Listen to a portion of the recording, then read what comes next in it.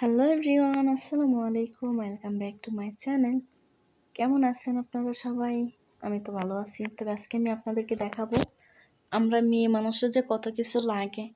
আমার এখনও সেদিনটার কথা মনে আছে, যেদিন আমি মার্কেটে গিয়েছিলাম।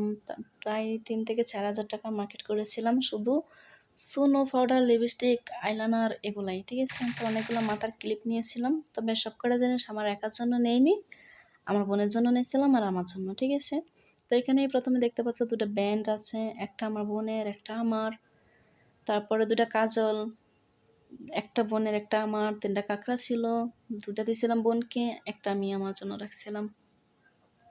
মেহেদি ছিল, তারপরে আইলাইনার ছিল, এই যে 2টা লিপস্টিক সেম সেম কালার নিয়েছিলাম, একটা বোনের একটা আমার।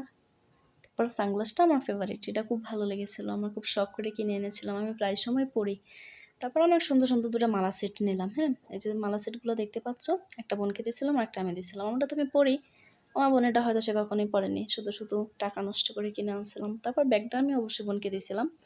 তো এই যে জিনিসগুলো দেখতে পাচ্ছ, মাত্র এই কয়েকটা জিনিসের দাম নিয়েছিল 4,000 টাকা। ঠিক আছে, সৌদি আরবের 130 রিয়াল নিয়েছিল, বাংলার 4,000 টাকা।